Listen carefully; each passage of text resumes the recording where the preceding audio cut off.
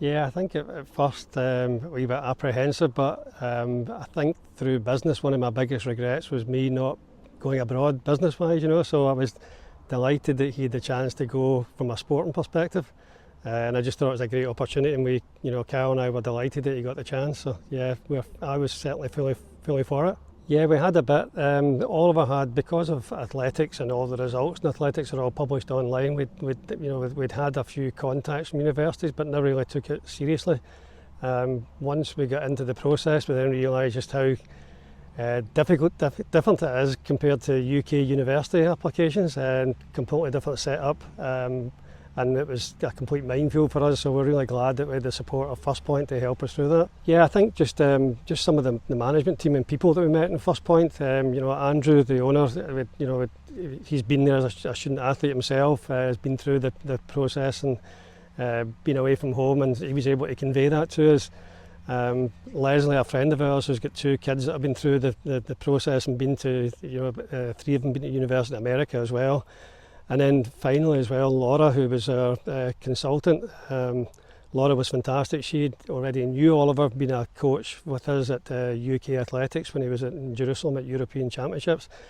And from an athletics perspective, she was absolutely all over it in terms of getting the right university with the right sort of fit for Oliver from his athletics perspective. So she was absolutely leaving no stone unturned for us, so she was great. It was very different from the UK UCAS perspective. We would not have known where to start. I think one of our friends gave us a telephone book of universities in America and just never realised how many there were. So just to guide through that process and get the right university academically, athletically, and then also just from a geographic perspective as well, and then getting something that we knew was a safe environment for all of us. So getting those three things together was really important, and the team helped us through that fantastically. So yeah, I was, as I said earlier, I was sort of fully set on it anyway, so it was more sort of from my wife's perspective that she was happy with where he was going. So we went out and did 2 visits. We went to New Mexico, and we also went to Stillwater at Oklahoma State, where Oliver ended up, and it was just totally blew us away with what we saw over there. Great facilities, friendly environment, and great bunch of people there at OSU. So yeah, delighted with the choice. Yeah, I think we realised that we were actually quite late to the process. Oliver, we started first talking about this in sort of February of last year, and then Oliver went in August, but we were very, very late. My advice would be to start researching it probably a year in advance. Don't just look at the first thing in the first university that comes with an offer. Look and research all of the different aspects, whether it's the academically, athletically, the geography of where you're going to send your kid to.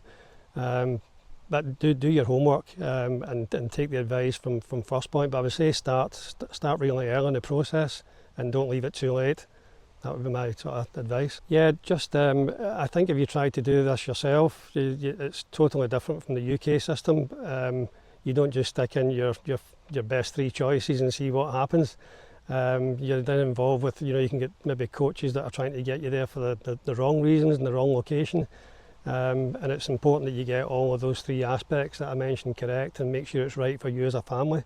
And with the help of First Point, they can give you good advice, and because of previous athletes that they've put through the system, so they can give it from a good experience perspective. Yeah, the first week when he went, I will not lie, there was a few tears in our house for a full week. I think we were actually going to even get into his bedroom and say, I can't even smell him anymore. He's gone, So, but with modern communications, we're talking to him every day. We're on FaceTime every day with him. We know he's in a great place. We know he's got a good circle of friends there, and it's we talk just as much as we always did before. And as I say, the support he's got over there with the coaches, his fellow athletes, and his American girlfriend now as well. So yeah, he's settled in quite well. Yeah, our biggest worry with Oliver, and he'll probably admit this himself, he wasn't the most organised person in the world. So we were panicking that he was going to be late for classes or not doing things in time or not getting up for training. Ironically, the first few weeks he was there, they trained really early in the morning at 5 a.m. and he was actually waking up at like 1 o'clock in the morning thinking he was late for training. So So he's been much more organised. We've definitely seen that, which has been a great thing. He's got a good, social group of friends over there, and we've seen him mature as an athlete. The head coaches over there, Dave Smith and John Oliver. Dave Smith's like the equivalent of, Alec Ferguson in football, as in athletics and in the States. He's a really, really challenging coach, and he's pushing Oliver all the time. So we know that he's in a really good place athletically.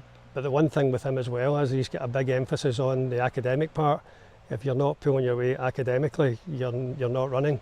So it's great that he's not just looking at it from a running perspective. He's pushing all the kids academically as well, which is what we want. Is to Oliver to come out with a good degree at the end of this as well. So yeah, it's a good all-round result where he is in OSU.